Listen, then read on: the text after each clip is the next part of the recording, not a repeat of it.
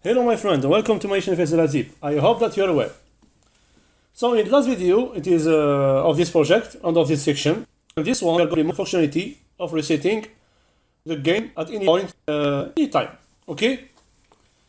So what we are looking for is when we click on this reset button here, new game, okay? Is to remove the winner class and to set all the score of the player here back to 0. Okay, so we do it of course in our game. Here nothing yet. So all the total score, this and this, and all the of course current score should be put back to 0. So essentially we need to set back all the initial condition of the game. Now we already did something similar to this in our first game. And so maybe this is a good opportunity to leave this as a challenge for you. And this one will be a little bit more difficult than the one in the Guess My Number project, but you can still try to do it. So, what I want you to do is when we click on this new game button, as I just mentioned, reset all the initial condition of the game. And it doesn't matter if your solution will be dramatically different from mine. Okay, I just want you to try, and I want you to write code on your own.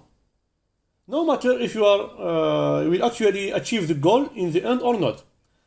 That is not the point right now. So just pause the video here, please, and try to do at least part of this on your own.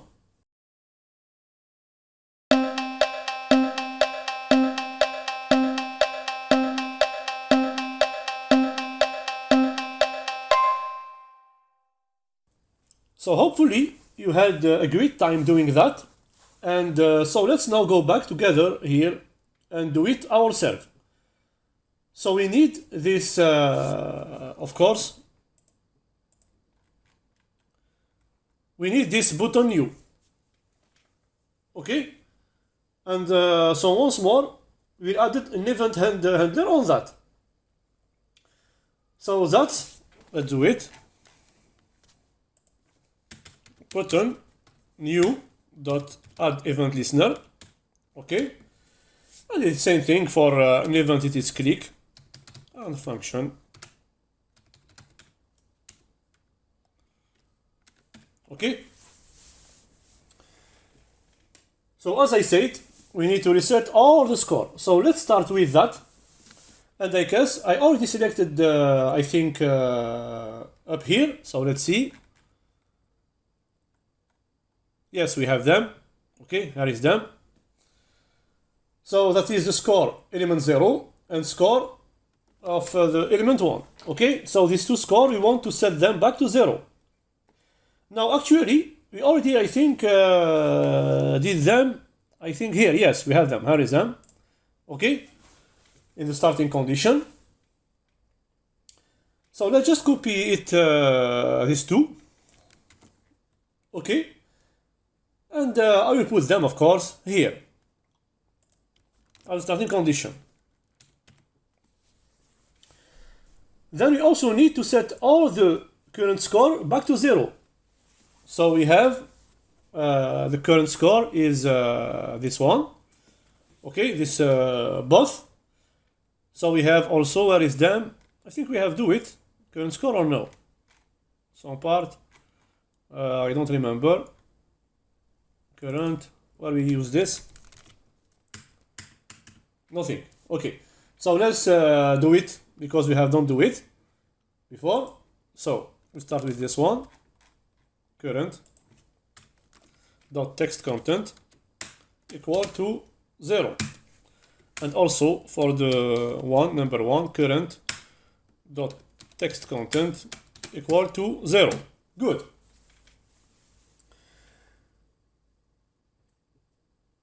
Next up, we need to remove the winner class, so the dark class, and so let's do that. Okay, so where is we do it? This one, the player win. Okay, so so let's take it. Oh no, not just take it. Just put it directly. Player 0. We start with 0. Player 0 element. Okay, so dot class list and dot remove this one. I will just copy this part and I will do remove. Okay, and here remove.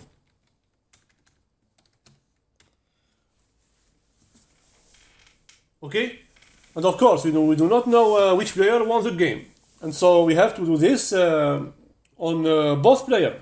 Okay, so player 0 and also player 1.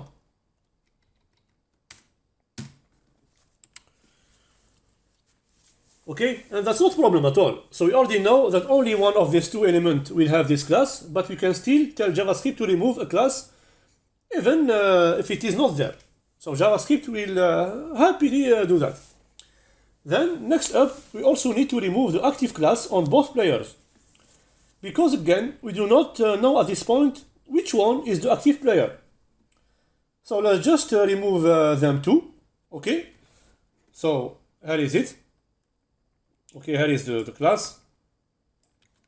So we copy this and we do it for the both. So player 0 dot class list dot we remove the remove of course, and we do the same thing for the player 1. Okay, player 1. And then we also need now to set the first player to be the active player. So let's do that. And in fact, let me just change the code here in this line, because there is no need to remove it from player 0. Okay, because, well, player 0 should be the active player in the beginning. Okay, so this one we don't need it, because it will be the active player in the beginning.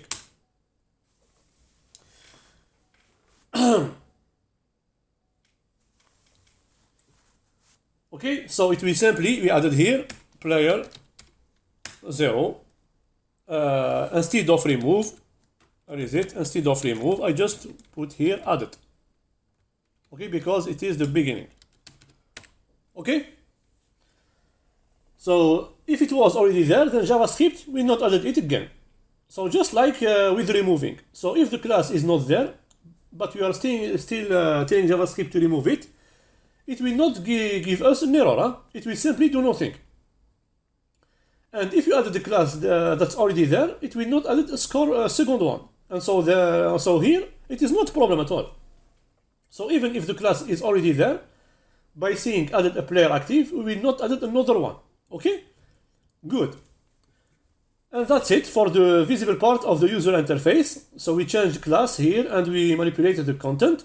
But of course, we also need to set our internal state variable back to the initial state. Okay? So all this part here. Okay? All this part. So basically, what we need to do is to add this score back to 0, set the current score back to 0, and the active player back to the first player. And also basically start the game again by setting playing back to true.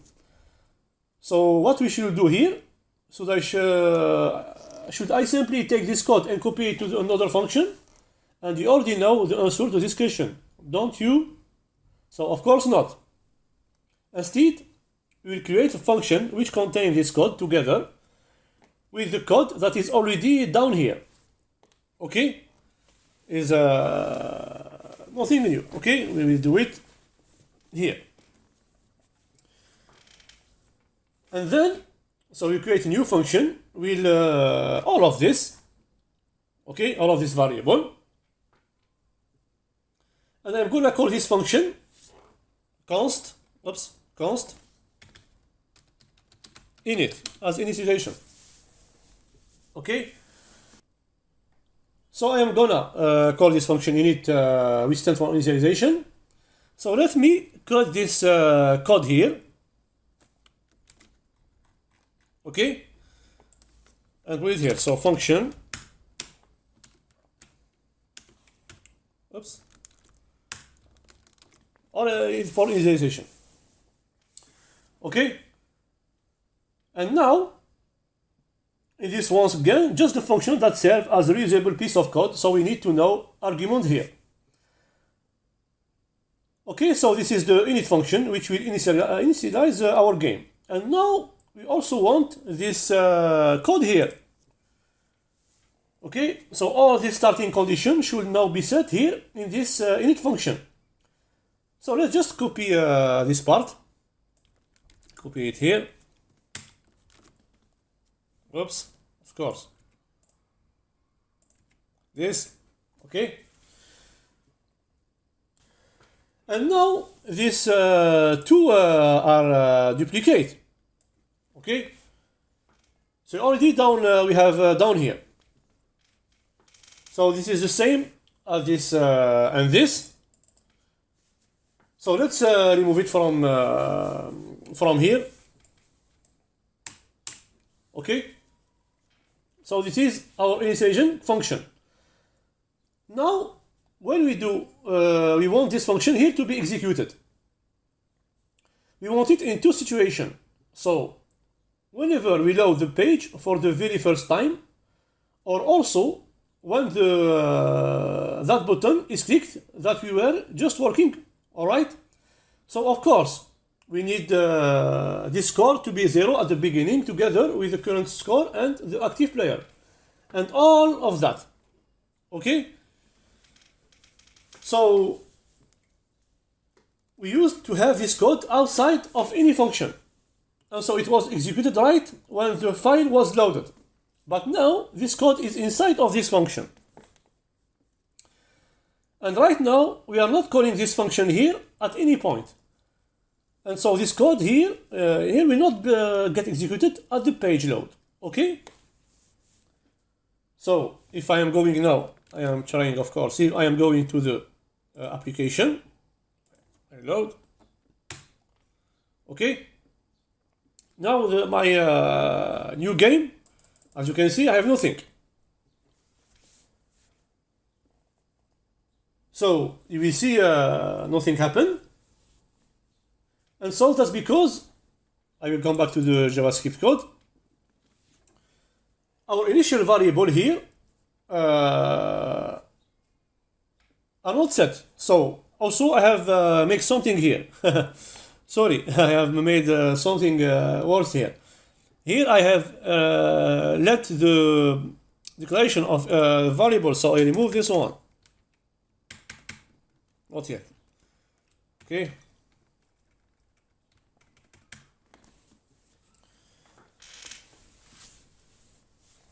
And so, as you might guess, the solution to do that is to simply run it. Okay. So now what I will do, just call this function immediately in it here directly. Okay. So now, of course, this variable, we don't start with any value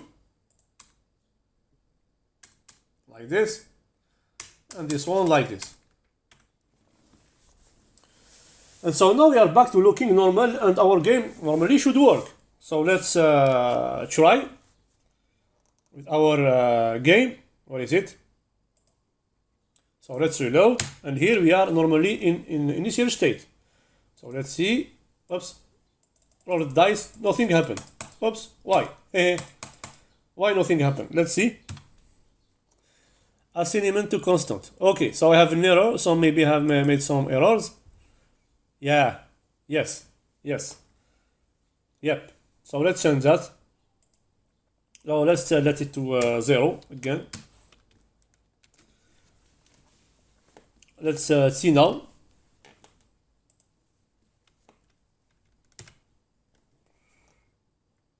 Roll the dice. Same thing. I think I have same error. So let's see. I delay this one. Yeah. So now in this case, of course, I need to put let. So let's do it. Let's. Good. So let's start. Roll, and good. Now it works perfectly. Okay, nothing. It's good. It's very perfectly now. Good.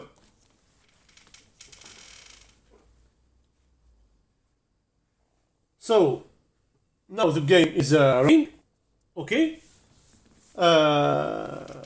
Because I have, as you know, I have gotten here before. I come back. So because here it is const, so I change it to let because we can't do it if I change the variable here. So I must change it to let. And it doesn't make sense, 100% sense for you. It will make after the next section where we will really understand deeply how scoping like this work. Okay, don't worry about this, about variable. Anyway, let's now just declare all this variable at the same time. We can do something like this. I think we already did in the fundamental section. So we can define a bunch of an empty variable by using comma here. Okay, so here I will just do something like this. Okay, and also I can remove this one and we'll try of course of this and something like this. Do you remember? We think we have declared a bunch of variable in the same line. Okay, so we have all this variable declared outside. And now we need to get maybe, of course, we have removed all this, I think, yes, we don't forget something here, nothing, good, it's good. Okay, but again, that's not what we want for this time. We want this variable basically to live out there. And then in the init function, we only assign their value. So that's very different, huh? So declaring a variable is not the same as assigning them a value, okay? And so right now, here we only assign them a value, but they will still live outside here. And that's why they are then accessible in every function everywhere, all right? And now, just to finish, we also need to use this init function, of course, on the reload function. So on this event handler here, of course. Okay, and so just like before, here we now do not declare this anonymous function, but instead here what we do,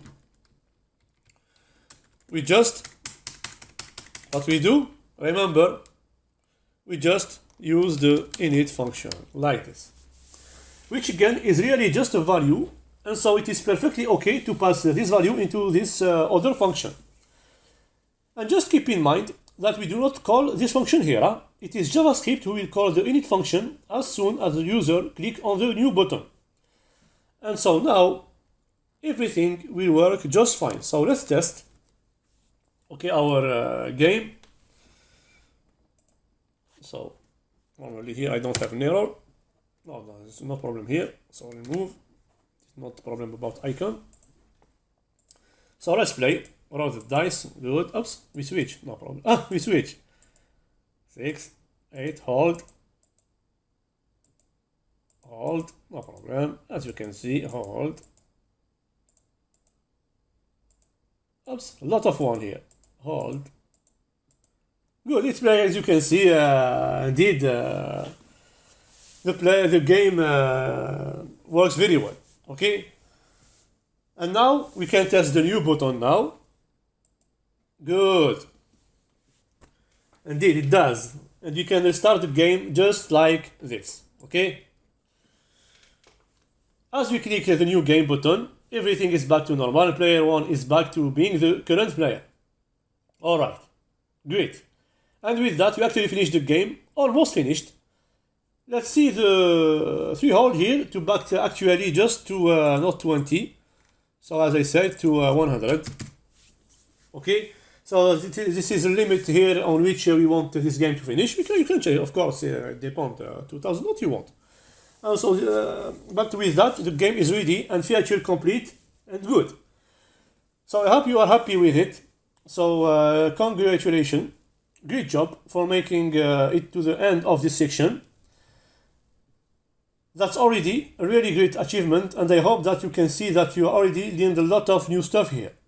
And now you can go ahead and play this game with your friends, and you can tell them then actually you coded this by yourself. So the code you wrote on your computer is what made this program possible. It is what makes this really comes to life. So to say, so how cool is that? And maybe even your friend will then become interested in programming, and you can do this journey together. But anyway, with this,